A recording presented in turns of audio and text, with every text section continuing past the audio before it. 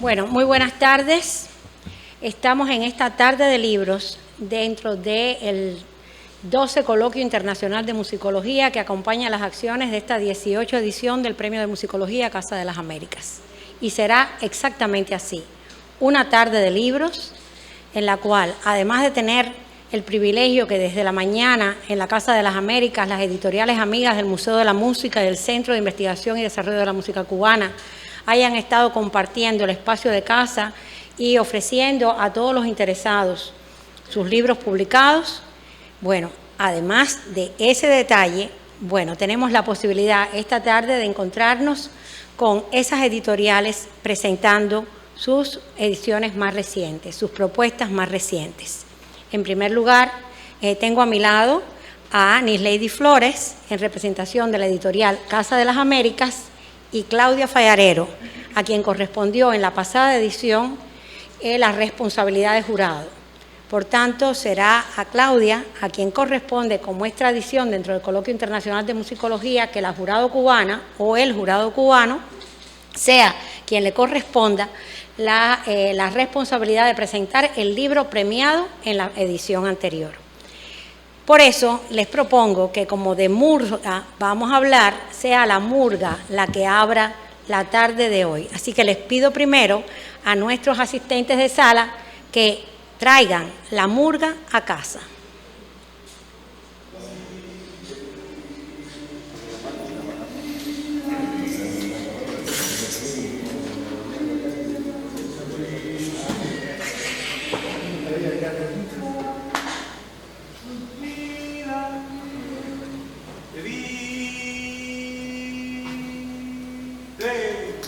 Te vi y un estruendo sonó justo en el corazón, dando luz a mi vida. Brilló cual saeta fugaz que ha venido a flechar la pasión escondida.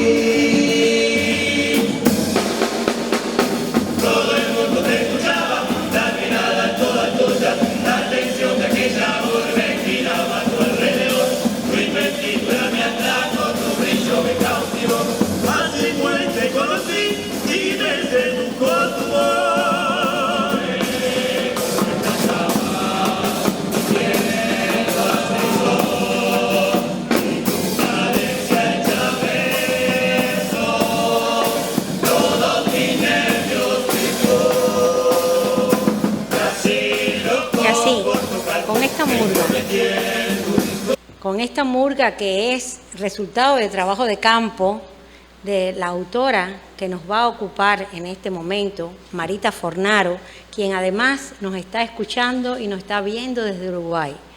Debo decir que estamos transmitiendo por nuestro canal de Instagram, canal que hemos abierto justo para el premio desde la Dirección de Música, y que los amigos también tendrán la posibilidad de ver toda esta presentación a través del canal de YouTube de la Casa de las Américas. Así que les comento, tenemos varios amigos conectados a la casa.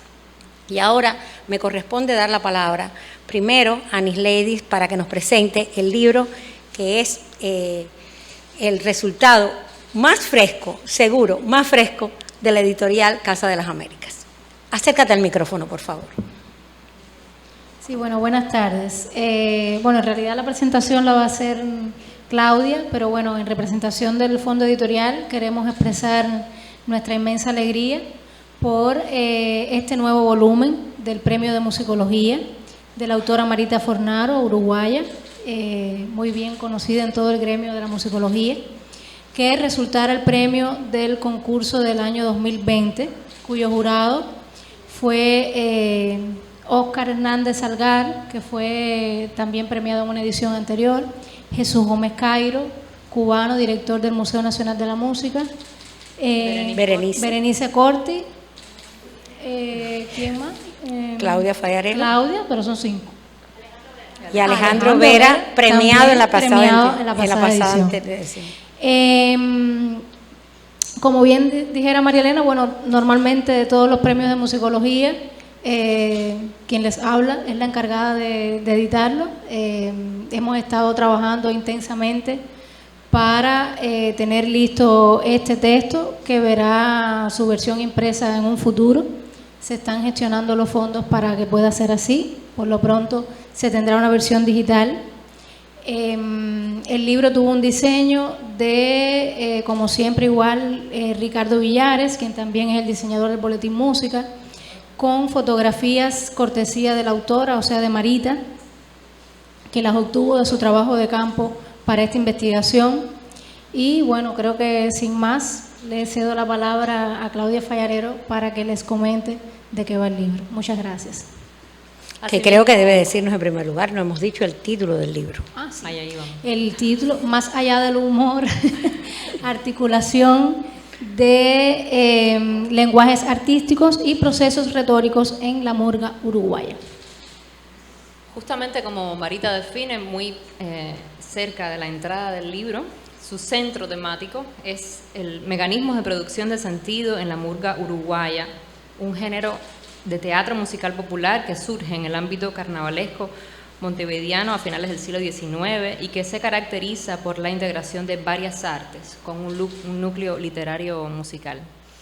La murga, así como nos la presenta la autora, es una reelaboración local de géneros españoles, en especial aquellos interpretados por esos conjuntos de carnavales de Andalucía, Extremadura y Castilla, de los que toma esa estructura de espectáculo, de carácter grupal y predominantemente masculino, de textura polifónica, con instrumentos musicales, un uso de contrafactum como una cuestión particular en la que la autora se detiene, y la función de crítica de costumbres, autoridades y acontecimientos de cada ciclo anual que sucede entre carnaval y carnaval. Fornaro relaciona aún otros elementos culturales en otros niveles más profundos, pues sincretiza también recursos que vienen de la comedia del arte italiana, define ella, de los carnavales de Venecia puntualmente, y se mezcla con el candombe afro-uruguayo, que ya lo escuchábamos dentro del entramado de lo que estaba sonando, y de comparsas italianos organizadas en Montevideo a fines del siglo XIX. Es, por ende, su enfoque y la murga, según como la analiza, una suerte de crisol estético de procesos culturales y de identidades sociales dentro de ese espacio territorial que es Uruguay. El texto extenso, en su versión original, tendríamos que aún tener acceso a la versión digital, pero en su versión original son unas 622 páginas en las que la autora presenta de inicio, por supuesto, los antecedentes y marco teórico de esta investigación, una investigación, por cierto, muy extensa, de 20 años de trabajo no continuo, como ella misma establece, entre 1996 y 2017, con periodos intensos de trabajo de campo, por ejemplo, de 1996 al 97, de 1999 al 2001, y un salto luego, entre 2015 y 2017. Por ende, rectifico las fechas totales de toda su investigación de 1996 al 2017. En el que contó con el auspicio, como mismo la autora agradece, de ayudas para proyectos de investigación facilitados por la Universidad de la República de Uruguay en varios momentos, y también en momentos específicos de la Universidad de Valladolid, que me sentí muy identificada dentro de ello, en lo que tiene un papel importante la figura de Enrique Cámara. Después de ese cimiento, la autora repasa varios aspectos. La murga y su contexto, los aspectos literarios del género, su música, su espacio de producción, el cuerpo murguero, la gestualidad y el vestuario, la retórica que articula esa concurrencia que muy bien define de lenguajes artísticos dentro del género, un análisis de la épica y el humor en la murga Falta y Resto, y los repertorios que representaron entre los años 1981 y 1984 durante la dictadura de Uruguay, con un enfoque de murga compañera, como le denomina, y una crítica de murga tradicional.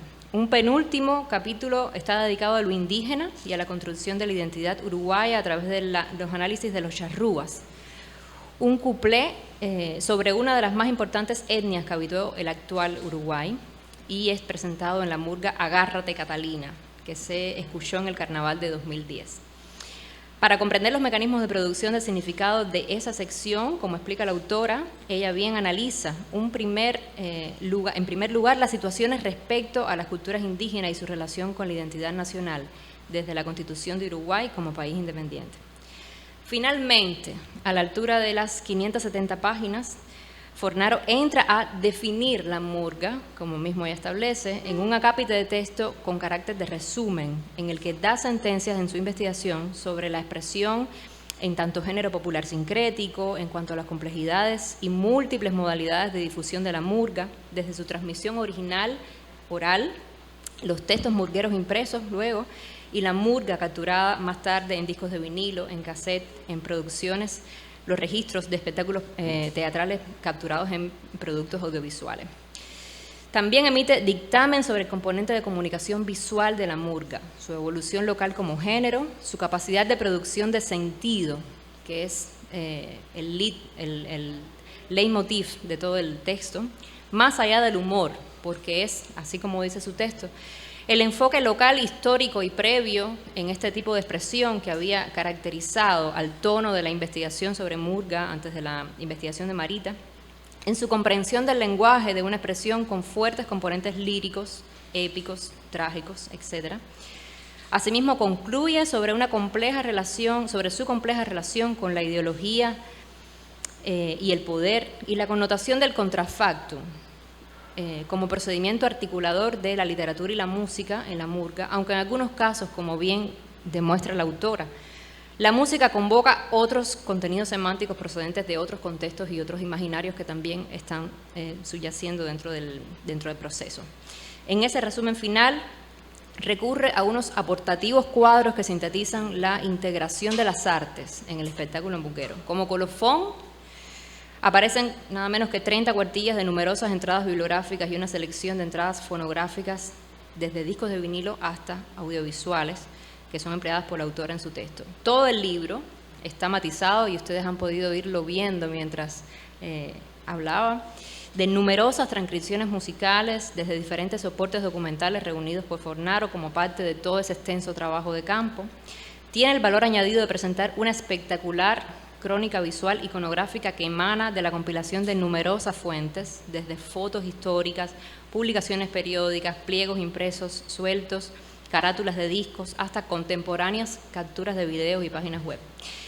Finalmente, el jurado de casa de esa edición del año 2020, ese jurado que estaba recordando Nislady, premió este texto también por la manera diáfana en que la autora presenta el fenómeno de la murga desde disímiles perspectivas, que es la aportación fundamental que hace al estudio de esta expresión, el enfoque interdisciplinar que asume y el impecable cuidado de factura visual, aun cuando ese producto final de investigación hilvana un extenso volumen documental acumulado a lo largo de 2 décadas.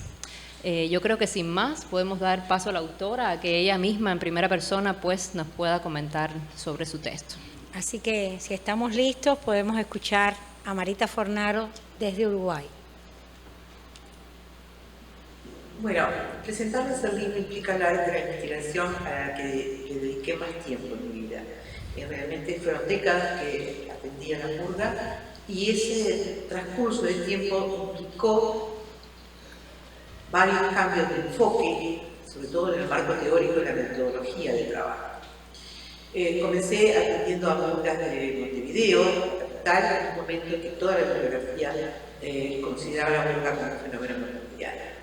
Y fui avanzando en la década del 90, de tal manera que empecé a atender a murgas de otras ciudades, la murga es un fenómeno urbano, a murgas de otras ciudades del país. Y ahí me encontré con que había todo un mundo diferente que atender. Entonces, la murga, que es un tipo de teatro musical popular, que tiene una raíz española, que se definió durante mucho tiempo como un fenómeno que venía de Cádiz, la consideré desde el punto de vista de ese origen español, pero no solo gaditano, sino andaluz en general, y también extremeño y castellano-leonés. A eso se le agregan elementos aportados por los inmigrantes italianos, elementos que vienen desde atrás de la comedia del arte, desde los carnavales venecianos, que eran muy conocidos en Uruguay, y luego una influencia fundamental que la música uruguaya. El candombe tiene muchísimo que ver con la parte musical.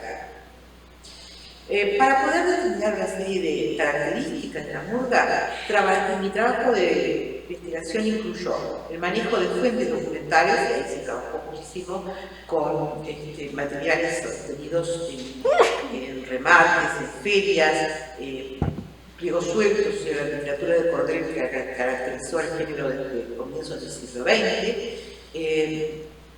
consulta en museos, en archivos, incluido el museo, el Archivo Municipal de Cádiz, y luego trabajo de campo en varias zonas del país, sobre todo en la zona del litoral de Uruguay, y por supuesto también en Montevideo.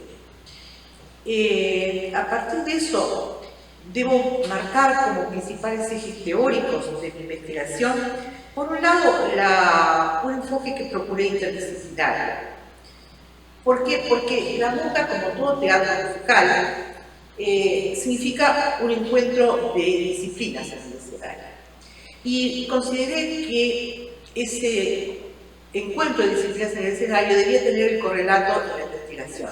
De manera que, con la ayuda de otros especialistas, traté de enfocarme en el núcleo literario musical, pero luego también en todo lo que tiene que ver con la teatralidad de la murga, que es algo que el género ha profundizado en las últimas décadas y que lo separa bastante de las manifestaciones de chirigotas y murgas españolas.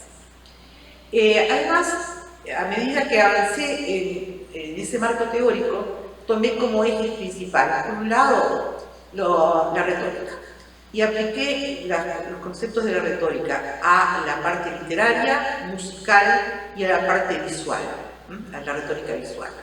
Eso implicó un trabajo profundo de iconografía. Ustedes van a ver que el libro tiene un peso importante de imágenes analizadas, y todo esto derivó a que yo considerara el género, que siempre había sido definido como humorístico en la bibliografía, pero también en los reglamentos de los concursos oficiales de distintas ciudades, encontrar que la murga generaba sentido cómico, pero también sentido lírico, trágico y épico. Eso me llevó a trabajar, por un lado, con las teorías del humor, para determinar qué tipos de humor usaban en la murga, y por otro lado, analizar desde la retórica figuras como la ironía y el sarcasmo, la sátira, la alegoría, el grotesco sobre todo aplicado. Y ahí esto me lleva al otro eje con el que trabajé. Para mí fue muy importante analizar el cuerpo, la presencia del cuerpo, el movimiento escénico, el género como un camino para la retórica visual. De manera que, a partir de eso también, analicé los lugares de la representación. Desde la ciudad iluminada, especialmente para el carnaval, que hace recordar a muchos elementos de las procesiones católicas y fiestas europeas profanas, donde la ciudad se transforma en escenario, preparada o no, en este caso sí preparada con las luminarias, y luego desde los tablados barriales hasta los grandes escenarios oficiales organizados por las autoridades de distintas ciudades. De manera que ahí ubiqué ese teatro musical en distintos lugares de la representación. En cuanto a los repertorios analizados, en primer lugar hice una mirada histórica sobre el género, lo cual me llevó a mucho trabajo con documentos, tanto uruguayos como españoles. Luego de eso, y italianos también. Luego de eso, de esa ubicación histórica, caractericé los grandes núcleos temáticos de la murga y a partir de allí analicé repertorios en general y luego para ver cómo funcionaba toda esa unión de arte, cómo se vinculaban entre sí, fui recorriendo literatura, música, teatralidad y analicé repertorios en general y, por ejemplo, entrevisté a uno de los vestuaristas más importantes de Uruguay que trabajó mucho con murgas para ver cómo uno de los elementos que más me interesaba que era cómo se profesionalizaron varias de las profesiones que están en torno a la teatralidad, entre ellas la de vestuarista, cómo este vestuarista Hugo Millán me proporcionó no solo documentación sino objetos, sus maquetas para trabajar y cómo había pensado desde la teoría del vestuario, para considerar qué profundo era la teorización sobre los efectos visuales, los efectos teatrales. Y luego decidí analizar repertorios en concreto. Y para ello seleccioné dos murgas. Falta y Resto, una de las murgas que se caracteriza por su registro épico y un momento muy especial, su repertorio de 1984, en el cual la murga se arriesga estamos en el último año antes de terminar la dictadura que afectó a Uruguay desde 1973 a 1985, y la murga en su repertorio de ese año se arriesga a una crítica mucho más fuerte y a el recurso de hacer un canto historicista para aludir a la situación de censura y dictadura.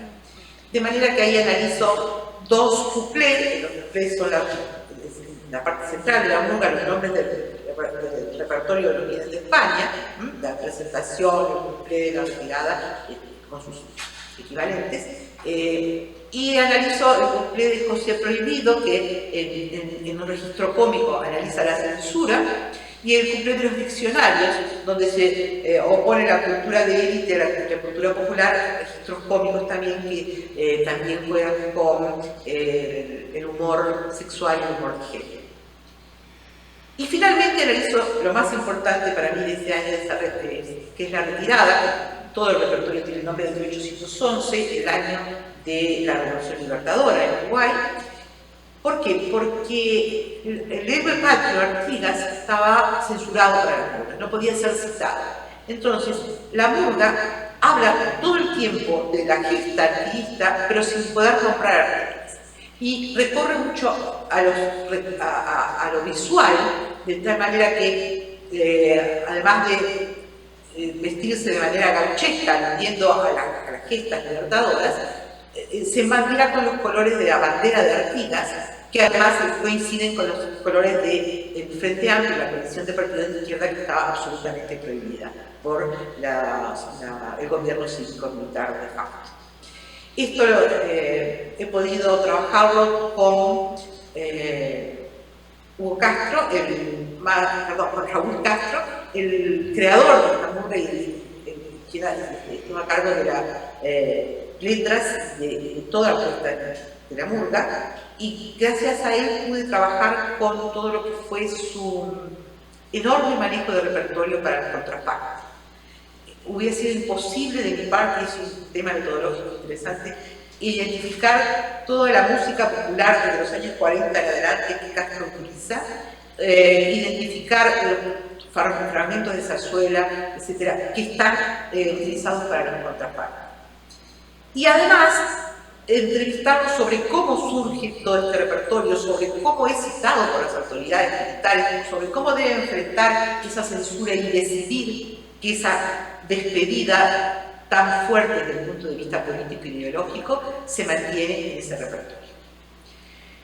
El otro elemento el otro fragmento de repertorio que decidí analizar es de la murga Garrate Catalina, una murga contemporánea, que hasta hoy es de una presencia muy fuerte en los carnavales uruguayos, y es el llamado cuplé de los charrúas, que tiene que ver con el movimiento indigenista que surge en Uruguay desde la década de 1980 y que cada vez fue tomando mayor fuerza y que derriba un poco esa idea de una identidad uruguaya que se defendía desde el siglo XIX como una identidad orgullosamente europea, desconociendo sus culturas indígenas. Agárrate Catalina es una murga que genera mucha rispideces con su repertorio, está hecho en un tono irónico y sarcástico, el cuplé, y ese cuplé que tiene el vestuario también de Hugo Millán, me permitió entrevistar varias veces a Tabaré Cardoso, uno de los 3 hermanos que son los creadores de esta. De manera que el unir la documentación histórica con las entrevistas, con el análisis que los propios creadores hacen de su repertorio murguero, fue para mí sumamente enriquecedor. Pero por otro lado, en este cuplé de los charrúas, tuve otra oportunidad.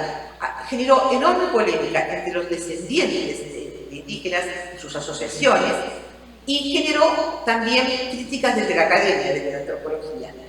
Eso llevó a que se produjeran una cantidad de artículos, programas radiales, etcétera, que me permitió analizar también la recepción de ese cuplé. Entonces, todo este trabajo me llevó a una serie de conclusiones que se basan en que los elementos musicales que generalmente se citaban como definitorios de la murga, que es la polifonía murguera, para mí es muy importante, y analizo, por ejemplo, el elemento de la emisión, la nasalización, el canto de garganta, analizo el elemento de rugosidad, que ha sido muy estudiado en la musicología, pero llego a la conclusión de que uno de los elementos más caracterizadores para la murga es el uso del contrafajo. Pero no solo el procedimiento de cambio de textos, que nos viene desde el Renacimiento, ¿verdad? Sino que determinada música que se utiliza, las músicas contemporáneas para hacer el cambio de texto, o históricas, potencian ese contrafajo. Eso para mí fue un elemento muy importante. Y todo lo que tiene que ver con el uso del cuerpo en el escenario también fue uno de los elementos para mí definitorios del género. De manera que los esquemas con los que termino el libro, relaciono todos esos elementos de los que vine a hablar.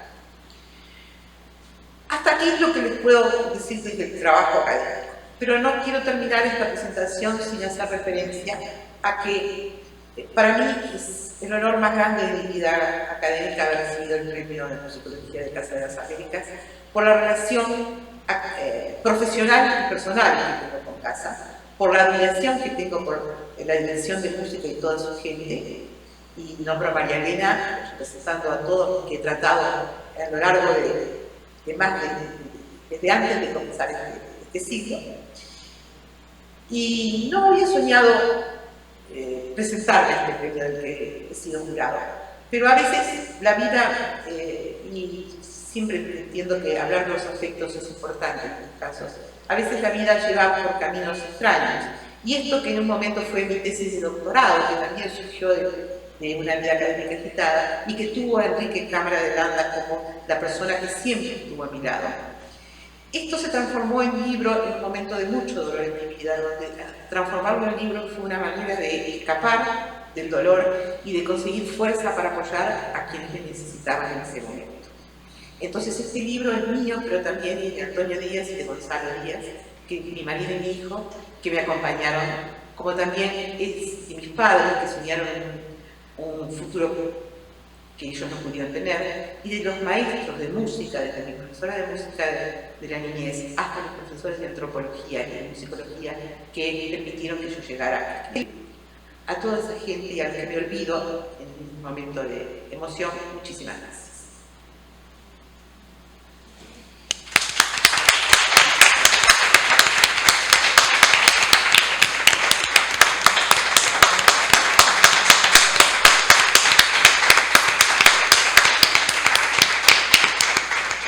Sabemos que Marita nos está viendo, sabemos que Marita nos está escuchando, por tanto ella también podrá percibir la emoción que da escucharla, saber la pasión con lo que ha dedicado toda su vida a la investigación, al conocimiento, especialmente a compartir y a enseñar todo lo que ella misma ha aprendido y ha hecho en este campo hermoso de la musicología, en este campo de responsabilidad y de compromiso, de que de alguna manera cada una de las personas que se comprometen con esta disciplina deciden apostar, porque como bien decía el maestro Argeliers León, la musicología es una actitud ante la música y es también una actitud ante la vida.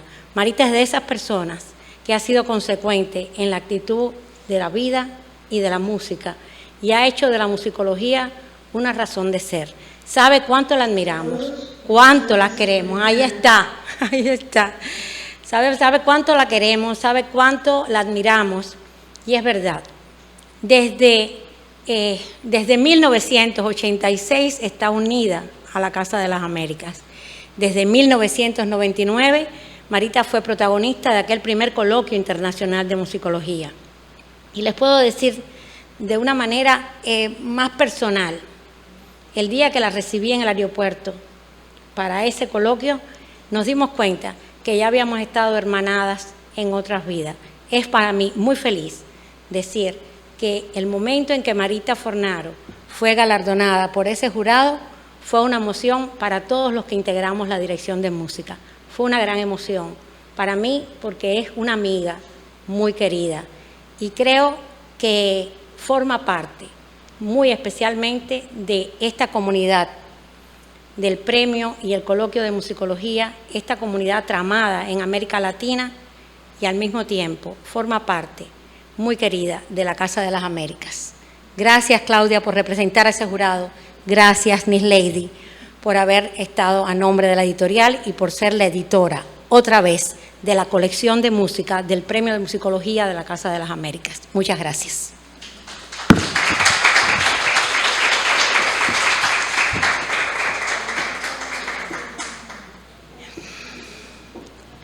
Bueno, esta mañana hablábamos de que en la musicología la emoción cuenta, en la investigación la emoción cuenta, en la percepción de la realidad esa emoción cuenta. Así que qué bueno que también sea así, de esta forma. Ahora me corresponde presentar a una institución querida, una institución muy querida y que es y forma parte de la historia del premio porque siempre ha hecho el premio y ha hecho el coloquio junto con Casa. Así que cedo el espacio al Museo Nacional de la Música que va a estar representado en la persona de Carmen Rosa. Adelante, Carmen, vas a pasar a través de las cámaras, no hay problema. Siéntate, por favor. Sí, es como nosotros aquí, los amigos que están conectados de los diferentes lugares del mundo, saben que estamos haciendo una transmisión en vivo, en directo, así que tiene todo eso que pasa en la realidad. No lo hemos tratado de hacer de otro modo. Así que entonces voy a pedirle a Carmen que nos acompañe para presentar a la autora del libro Hilario González, Catálogo Razonado de Obras, y se trata precisamente de una autora que tuvo la oportunidad de crecer dentro de este premio y dentro de este coloquio. Yurima Blanco, de Cuba. Bueno, muy buenas tardes a quienes nos acompañan de forma presencial y online también, en particular al grupo de la tercera edición de la maestría de Patrimonio Musical, de Patrimonio Histórico Documental de la Música del Colegio de San Jerónimo. En el programa aparece que la presentación de este título iba a correr a cargo de Lieti Ramos, pero por razones de salud no pudo estar con nosotros y asumo, no solo por deber, sino también con tremendísimo placer, esta presentación, porque a la que hoy es doctora en musicología, máster en música hispana y profesora de música en la Universidad de Valladolid, Yurima Blanco, tuve la oportunidad de conocerla desde que era apenas una adolescente. Quiere decir que el tiempo pasó, en esos tiempos compartimos sueños en otros lares y la vida después nos llevó relativamente por caminos diferentes dentro de la cultura. Y en el año 2010 tuve la oportunidad de reencontrarme con ella en el Museo Nacional de la Música cuando apenas también comenzaba ella a explorar y descubrir como tal al mencionado compositor Hilario González. El título del libro, Hilario González, Catálogo Relacionado de Obras. A ella no solo yo le agradezco, sino también muchos trabajadores del Museo Nacional de la Música, especialistas técnicos. Le agradecemos sentir a Hilario González como alguien muy cercano, a pesar de que no lo conocimos. Ella nos acercó a su vida en el desempeño que tuvo como trabajador del museo. Trabajadores que, como les digo, no los conocimos, los admiramos por la forma en que Yurima nos los fue presentando poco a poco en las labores que desarrolló, en la investigación de historias de vida, en el pesquisaje documental, en la catalogación de obras patrimoniales de la música, en el análisis musical, la reconstrucción, edición y publicación de partituras, en la asesoría artística de muchísimos proyectos también y en otras labores que desarrolló desde nuestra institución.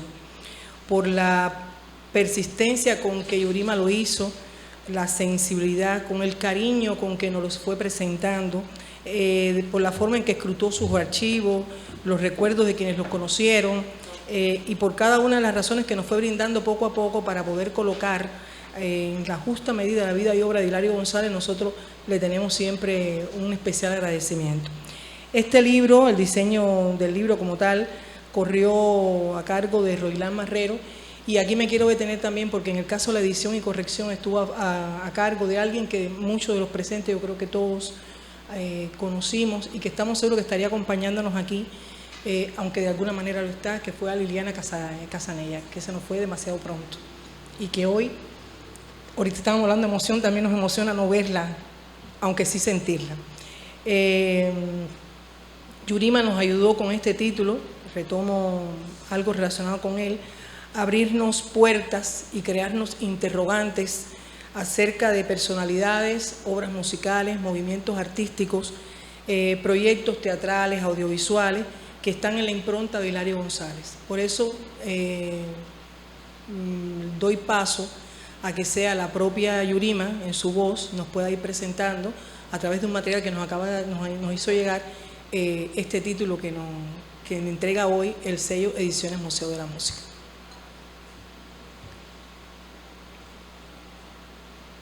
A todos, muchísimas gracias por esta oportunidad.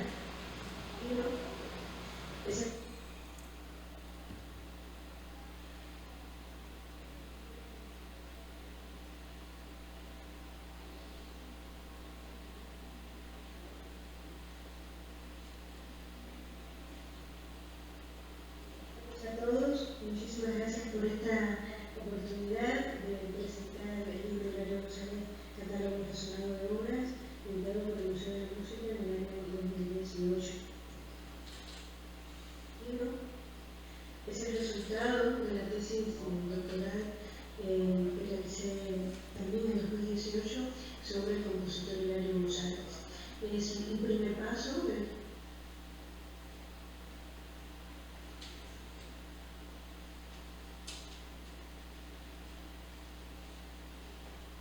de este libro. Es el resultado de la tesis doctoral que realicé también en 2018 sobre el compositor Hilario González. Es un primer paso dentro de este proceso que propone la tesis, que es recuperar de manera completa, integral, la obra de Hilario González, ya sea a través de textos, a través de la difusión de su obra artística, musical. Y bueno, pues aquí vamos a encontrar en este libro dos grandes partes. Una primera parte, que es una presentación de Hilario González a través de su biografía, y una segunda parte que es el catálogo propiamente de obras musicales y de obras literarias. Un breve estado de la cuestión sobre González lo podemos explorar a través de tres grandes referencias: los diccionarios, enciclopedias, historias de la música, los estudios contextuales sobre el grupo de renovación musical al cual perteneció o también otros integrantes, y las monografías, que como vamos a ver en el libro son escasas, sobre el compositor. Bueno, balance de este estado de la cuestión nos permite afirmar que existen aproximaciones hasta el momento de la tesis parciales sobre Hilario González, que no ha existido un interés por contextualizar su figura dentro de la música cubana, que la mayoría de las fuentes lo enmarcan en el ámbito del grupo de renovación musical. Estamos hablando de los años 40 del siglo pasado. La mayoría de estas fuentes además coinciden en resaltar su obra pianística. Sin embargo, existen escasas referencias a la obra vocal de González, que va a ser realmente el hilo conductor de toda su proyección como compositor, va a ser constante a lo largo de toda su vida, como también muy pocas referencias a cuáles son sus aportaciones al patrimonio musical y cuál es el conjunto, ¿no?, del aporte de González a la cultura cubana. En el libro se plantea una periodización biográfico-artística de González.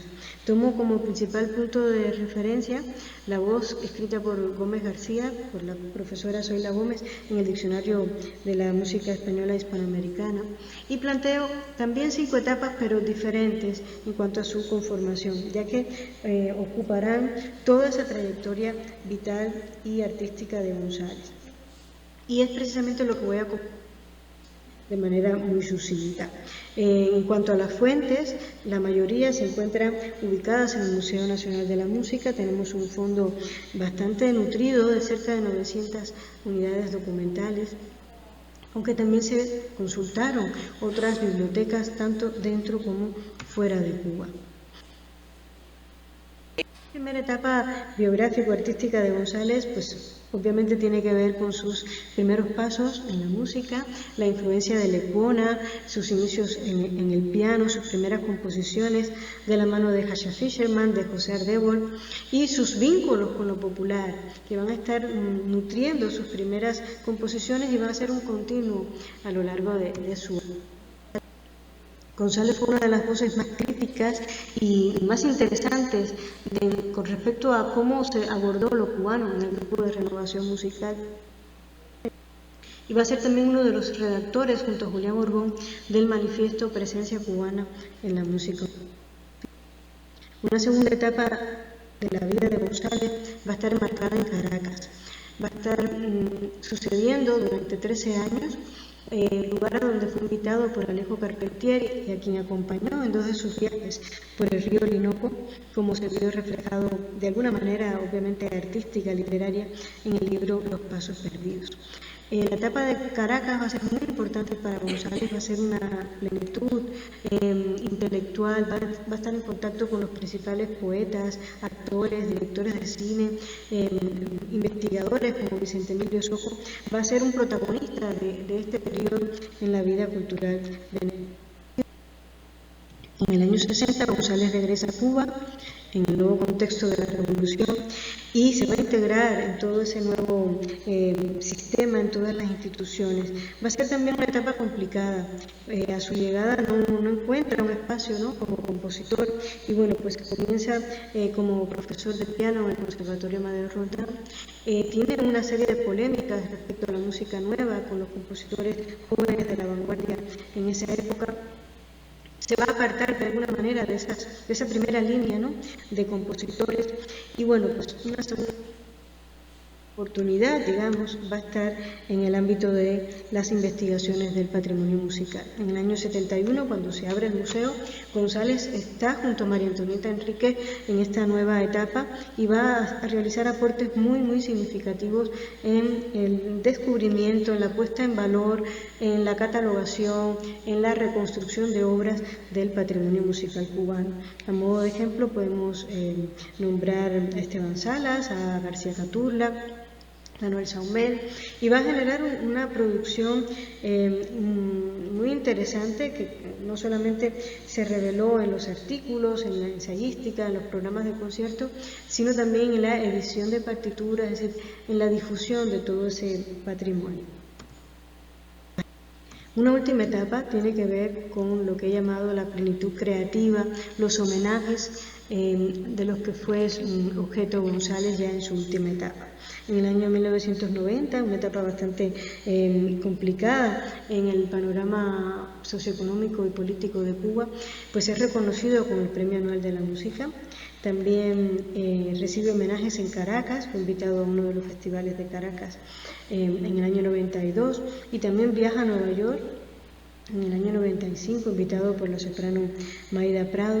Y bueno, va a ser una etapa de reconocimientos, de valorización de su figura, ¿no?, dentro de la música cubana. Va a ser casi como un embajador de Cuba, ¿no?, en esas instituciones, en esos países a los que es invitado. Y también su obra va a volver a sonar después de mucho tiempo opacada. Y bueno, sobre todo sus canciones, que es lo que más, digamos, va a estar componiendo en esta época, unos grandes ciclos sobre sonetos de Lorca, sonetos de Shakespeare, con una gran influencia de la trova tradicional cubana. Bueno, la segunda parte del libro, como ya he comentado, es el catálogo. Se explican los instrumentos de catalogación y es un fondo personal con el que contamos muy nutrido, como decía, muy interesante, muy diverso. Vamos a encontrar desde cartas, programas de conciertos, fotos, un scrapbook que recoge la trayectoria de González en los años de renovación musical, y también pues sus partituras, sobre todo manuscritas y muy poco editadas. Pues se elaboró una ficha de catalogación para poder recoger la mayor cantidad de información de esas partituras, y bueno, pues también en cuanto a la correspondencia, pues se analizó según los remitentes, los años. ¿Qué nos arroja el catálogo razonado de la obra musical? Bueno, como decíamos, 107 obras inventariadas, la mayoría de ellas obras para voz y piano. Contrastando con otros catálogos anteriores, solamente 33 obras no constan en el Museo de la Música, lo cual revaloriza el archivo del museo como principal reservorio para poder estudiar y difundir a este compositor. La mayoría de las obras están en soportes manuscritos, solamente 14 títulos fueron editados en vida de González, y 8 obras se encuentran grabadas, 3 en vida del compositor, en discos de la IRE, y 5 muy recientemente, en el año 2010, como parte de la colección del Grupo de Renovación Musical que está realizando Producciones Colibrí. En cuanto a la obra crítica, podemos ver que encontramos tanto notas, reseñas, artículos, ensayos y otros textos. Ha sido así la clasificación que hemos decidido para organizar todo este. Entre los anexos del libro se incluye la relación de obras grabadas en 3 volúmenes que se encuentran actualmente en proceso de postproducción discográfica. En ese anexo se recoge las obras que se han incluido en estos 3 volúmenes, que hemos producido junto a Carlos Fernández en la Casa Colibrí.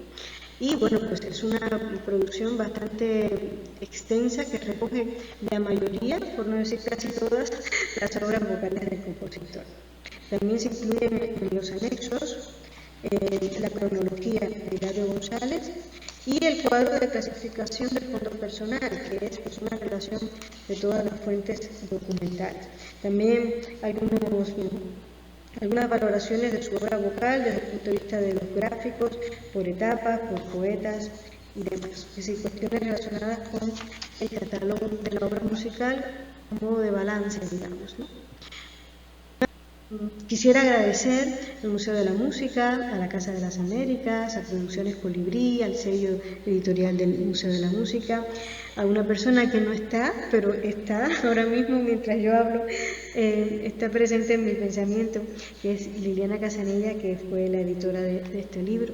Y bueno, pues a todos los músicos, a todas las personas que a lo largo de estos años han colaborado en mis investigaciones sobre Hilario González. Bueno, pues muchas gracias a todos por su atención y que continúe el coloquio, el premio, como siempre, con mucho éxito y mucha alegría. Un beso para todos.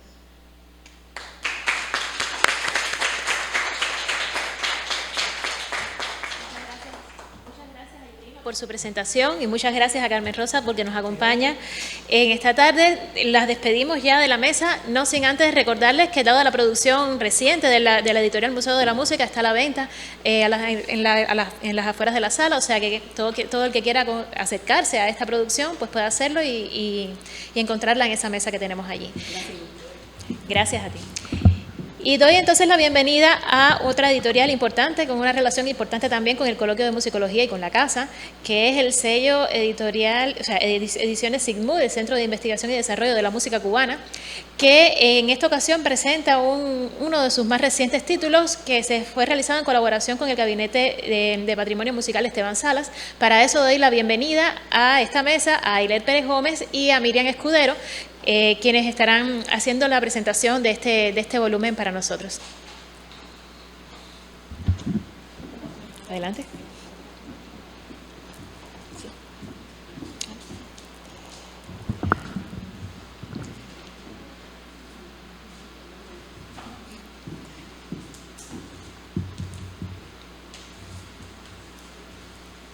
Adelante.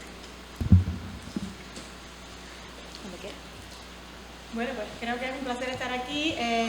Tenemos el privilegio de dar una primicia de este libro que pienso será completamente presentado, no solamente explicado, sino presentado con volúmenes durante la próxima Feria Internacional del Libro, en el momento en que finalmente se pueda realizar.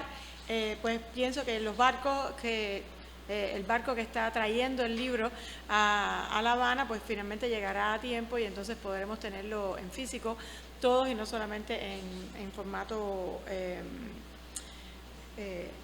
digital o en esta manera virtual en la que lo estamos presentando.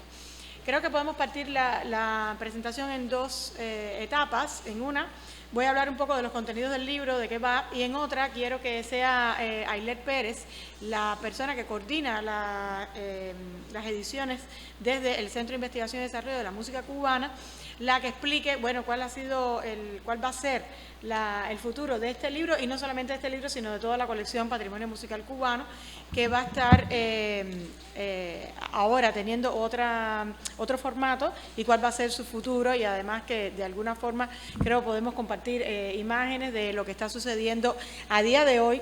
Recientemente hemos tenido una reunión precisamente hace 24 horas para ponernos de acuerdo en cuanto a detalles de esta nueva producción de e-books o libros electrónicos, que es hacia dónde vamos. El libro que nos ocupa en la tarde de hoy y que, ya repito, podremos tener muy pronto, se titula Nicolás Ruiz Espadero, La Habana, 1832-1890, repertorio pianístico, estudio, revisión, estudio y transcripción, y hay un colectivo de autores, José Raúl López, Cecilio Tieles y Miriam Escudero. Aquí falta con nosotros el doctor Cecilio Tieles, que no ha podido compartir esta tarde con nosotros, pero que es una persona indispensable si hablamos del tema Nicolás Ruiz Espadero, porque ha sido él la persona que inició los estudios y la investigación musicológica sobre este personaje, que si bien no era nuevo para la historiografía cubana, era nuevo desde el punto de vista del análisis y de la perspectiva de entendimiento de su lenguaje musical, de su posición y su contexto durante el siglo XIX. Así que, como una especie de continuidad de algo que comienza con la institución anterior, el Museo Nacional de la Música, y su deseo de publicar las colecciones que derivan de los fondos de esta institución, este trabajo sobre Nicolás Ruiz Espadero tiene un antecedente en esta énfasis del Museo Nacional de la Música de poderlo hacer. Concretamente, este libro ha sido la idea original de una persona que tampoco está con nosotros y que es el primer autor de la portada, José Raúl López, un pianista y profesor de la Universidad Internacional de la Florida, quien también, enamorado del tema Espadero, decidió que quería dedicar a la obra de este compositor su estudio, y es por causa de este autor que tenemos ahora la transcripción de lo que podría ser el libro más completo de obras, o el libro monográfico más completo de obras para piano, específicamente, aunque Espadero tiene otros formatos en su creación musical, pero de obras para piano transcritas desde manuscritos originales inéditos y también desde la edición crítica de obras que ya estaban impresas. Así que llamados, convocados estos autores que tienen como responsabilidad el estudio y la transcripción y la edición crítica de las obras de Espadero, quiero remontarnos un poquito más atrás en el tiempo. Primero, para saber que Espadero es una figura muy importante del siglo XIX, si estamos hablando de producción pianística y de específicamente su adscripción a este movimiento que denominamos romanticismo en el siglo XIX, muy cercano a paradigmas que tienen que ver con el modelo europeo que se está proponiendo también en América, pero con una distinción nacionalista concreta en obras como puede ser su estudio en estilo criollo, que siendo el estudio número 8 de este libro, pues por primera vez revela elementos de contacto entre lo que puede ser el estudio de concierto, ese género tan complejo al que Liszt o Chopin dan nombre en sus opus respectivos, desde La Habana, y componiendo 8 grandes estudios de ejecución trascendental. Utiliza el mismo nombre que utilizan los europeos que son su modelo, para contarnos cómo un pianista puede desarrollar sus habilidades siendo él mismo un pedagogo de piano, pero en el estudio número 8 llega a lo que ya es una marca de diferencia, que es escribir este estudio en estilo criollo para tratar de vencer las dificultades que está planteando precisamente una expresión de identidad de la música cubana, que puede ser algo que conocemos todos de manera manida, y que es el tresillo cubano, por ejemplo. Entonces, sin quitar importancia a las otras obras que también se publican aquí, como es el caso de las transcripciones de ópera de la obra de Espadero, algo que hablamos tanto de cómo la ópera tenía un impacto tremendo y además un impacto inmediato. Casi después de una presentación de ópera salían todas las piezas, los danzones y las danzas y las contradanzas, contándonos algún pedazo de esa obra que había impactado. Como siempre digo, la ópera era el espectáculo, pero era lo que hoy podría ser para nosotros el cine, ¿no? de la época, con todos los recursos de comunicación que tenían a la mano.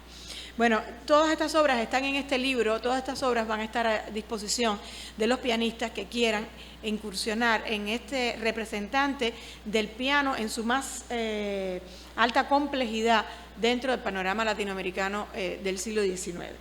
Pero como hablamos desde la maestría, siempre hablamos de documentos y de su relación, yo quiero leer específicamente lo que fue resultado de la investigación de la doctora Dolores Flovia Rodríguez, cuando, indagando sobre Gaspar Agüero, encontró toda una reseña de cuál había sido la propuesta de recuperar la obra de Espadero precisamente en el siglo XX.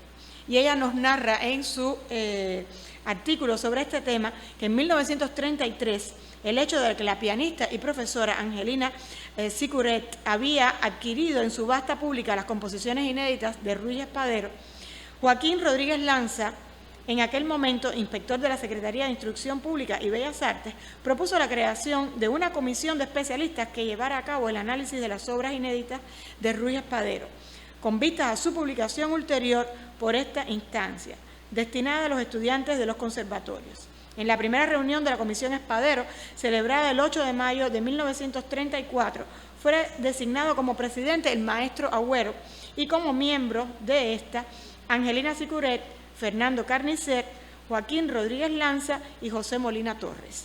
De acuerdo con las actas de la referida comisión, los resultados de las sesiones de audición de las obras inéditas del compositor Ruy Espadero se analizaban desde las perspectivas técnicas y pedagógicas. Los intérpretes de las mencionadas obras fueron los pianistas Angelina Sicuret, Alberto Falcón y en la ocasión el violinista y muy joven entonces Enrique González Mantich. Entre 1935 y 1938, las labores de la comisión fueron paralizadas. Entonces, en una carta dirigida por Agüero a la Secretaría de Educación por conducto del director de Cultura en marzo de 1938, el músico propuso que se adquiriera la totalidad de la obra inédita de Ruy Espadero, la cual debía ser conservada en la Biblioteca Nacional, lo que facilitaría que se encontrara al alcance de todos los interesados en la historia de la música cubana. mientras la comisión podría continuar el estudio y la selección de las obras inéditas de Ruiz Espadero, que debían ser publicadas en álbumes o en cuadernos. Si bien esta comisión no logró su propósito esencial, la metodología empleada para la selección de las posibles obras inéditas de Ruiz Espadero que se estimaba podrían publicarse, el interés de conservar y de divulgar la referida obra a los interesados y el rescate patrimonial de esta deben tomarse en consideración en la valoración del intento. Y esto nos muestra que hay una especie de biografía, hoy que ha sido la temática fundamental del coloquio, la biografía de la gestión. La biografía de aquellos que en 1933 entendieron que preservar la obra de Espadero era urgente, que no tuvieron los recursos para hacerlo, pero que decidieron que depositándolos en la Biblioteca Nacional los podían preservar para que hoy, muchos años después, en el año 2022, finalmente la obra de Nicolás Ruiz Espadero, esa que ellos preservaron, esa que ellos escucharon, que juzgaron, a la que dieron valor, haya permanecido en el tiempo. Y hay una persona muy especial en la sala de hoy que no quiero dejar de mencionar, y es Berta Fernández, que está con nosotros, bibliotecaria del Gabinete de Patrimonio Musical Esteban Salas, que fue nuestra interlocutora entre el SIGMUC, el Gabinete y la Biblioteca Nacional para encontrar esos manuscritos que Rodríguez Lanza había dejado guardados en la Biblioteca Nacional.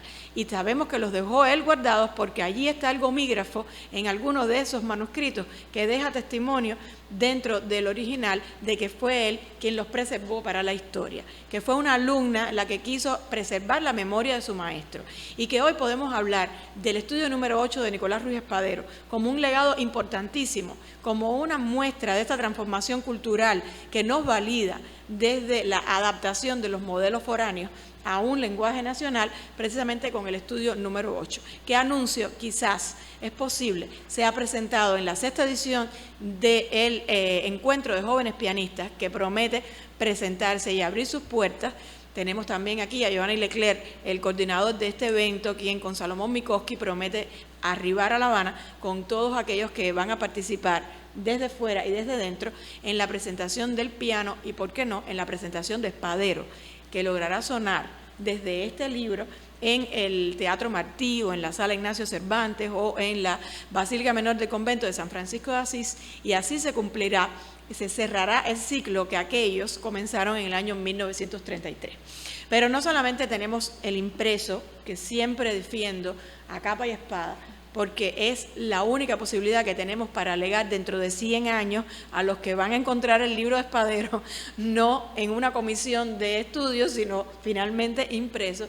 Y no sabemos lo que va a pasar con los servidores, ni lo que va a pasar con la internet, así que yo creo que tenerlo impreso es lo que lo va a devolver ahora a la Biblioteca Nacional.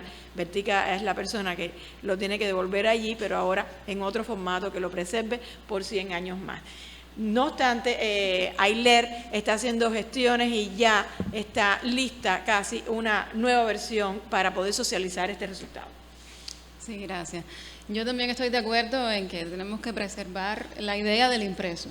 Totalmente de acuerdo con eso.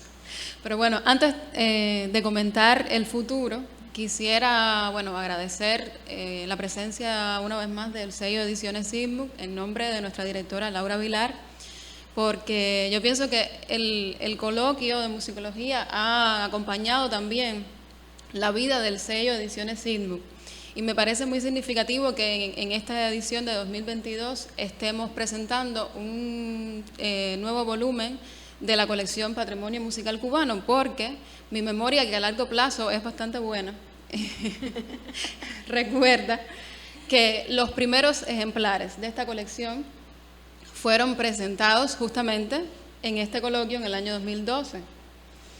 Y fueron también los primeros ejemplares del sello Ediciones SIGMUC.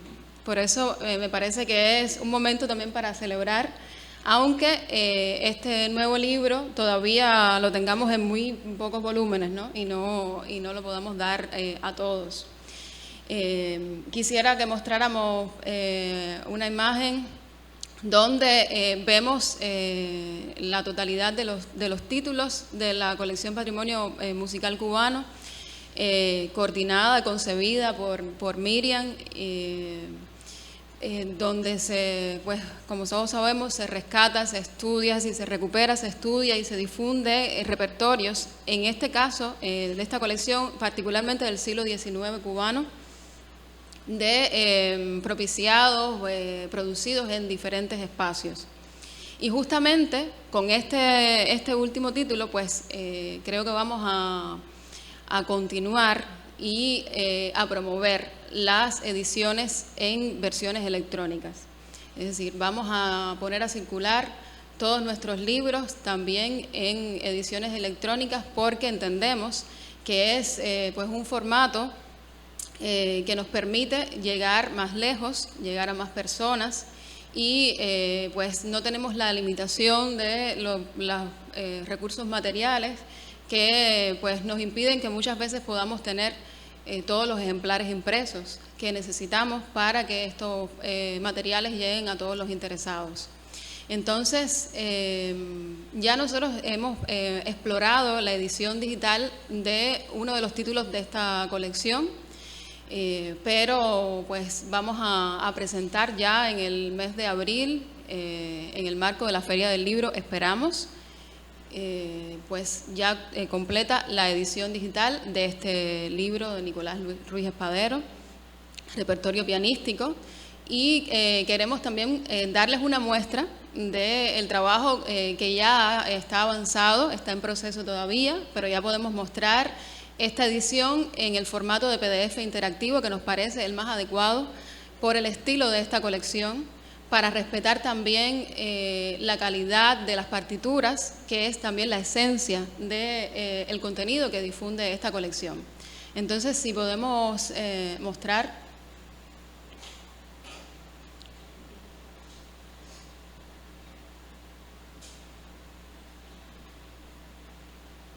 Aquí podemos verlo ya de una forma más cercana, pueden ver la portada del libro. Estamos intentando respetar en buena medida el diseño original del libro para la versión impresa, para que no haya grandes diferencias. Podemos ir al índice que está en la página 7. Anterior. Y ahí podemos mostrar cómo, como es un PDF interactivo, podemos ir directamente a la sección que queramos.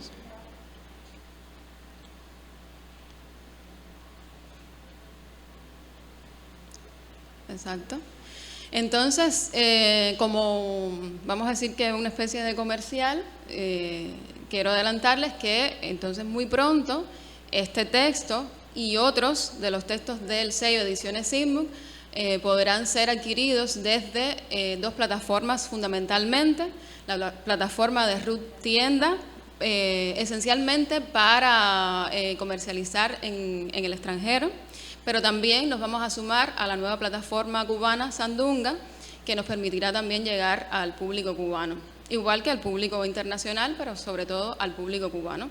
Entonces, están todos invitados a acceder a nuestras producciones, y por supuesto nosotros mantenemos el deseo de continuar nuevas ediciones de esta colección de patrimonio musical cubano.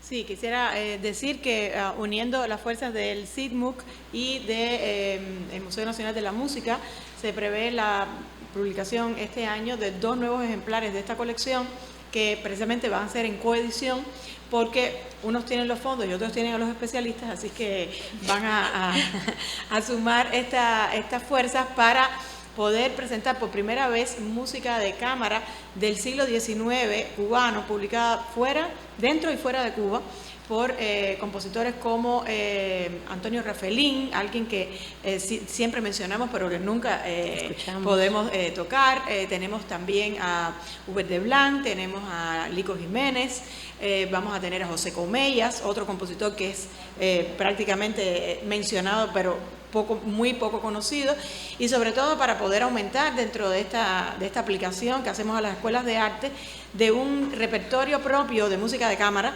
que siendo gestionado en el siglo XIX puede ser efectivamente, tanto como puede ser Espadero ahora para el piano, un referente de qué cosa sucedía en esta aplicación y en este traslado de modelos de un lugar a otro entre los cánones y sus aplicaciones dentro de Latinoamérica.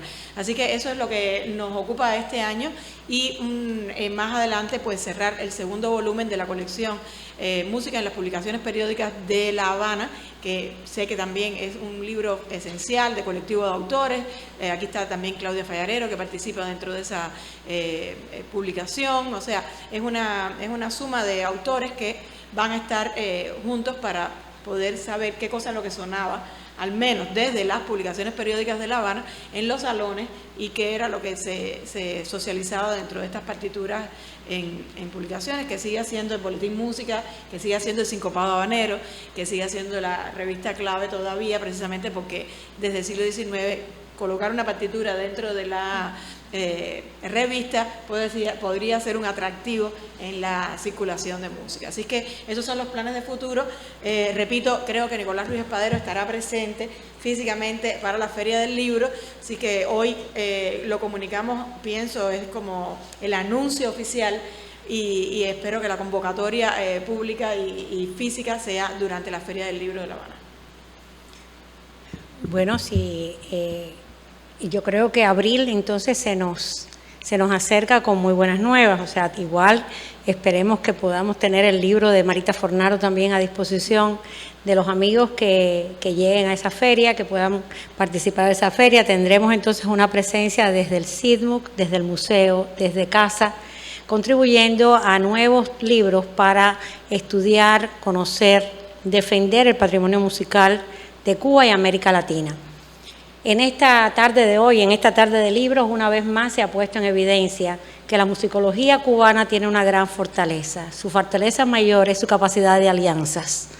Las alianzas que todas las instituciones que tenemos esa responsabilidad tramamos, y que eso es lo que hace posible que nos multipliquemos.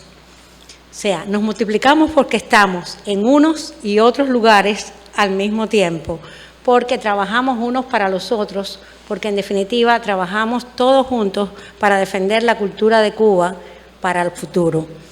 Y eso es lo que nuestros estudiantes de música, nuestros estudiantes de musicología, esos que nos acompañan hoy en la sala y aquellos que han transitado por la historia del premio, por la historia del coloquio, han aprendido también a hacer para los otros.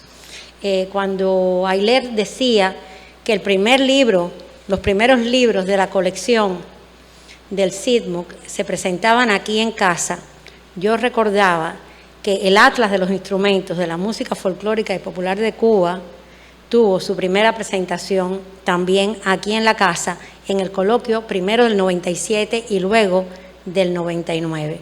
Recordaba también que obras en que la musicología cubana trabajó muy intensamente, como fue el Diccionario de la Música Española e Hispanoamericana, tuvo aquí en la Casa de las Américas, en el coloquio del 99, su primera presentación pública para América Latina. Y eso da gusto decirlo, porque quiere decir que este ha sido, desde su concepción, un espacio de encuentro, un espacio de referencia, sea así sea, y queremos que cuando vengan los futuros, los recuerden a los que les toque asumir esas responsabilidades. Muchos de ellos están ahora en sala, muchos de ellos no creían tampoco que les tocaba esa responsabilidad hace algunos años, porque eran solo los estudiantes de musicología.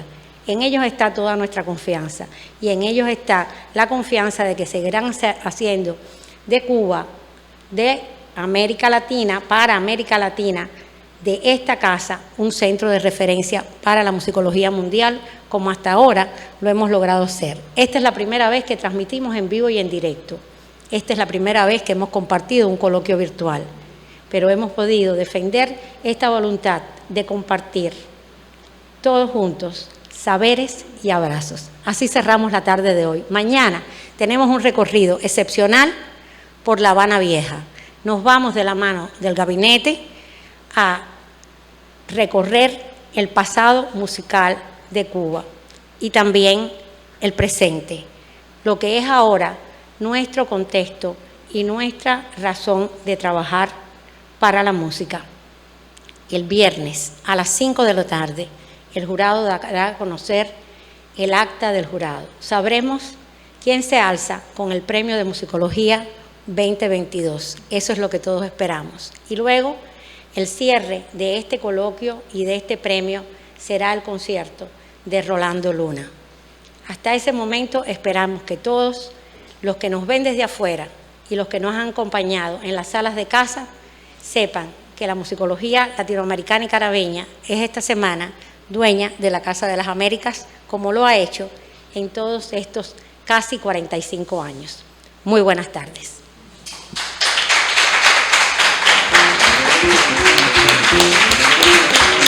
Thank you.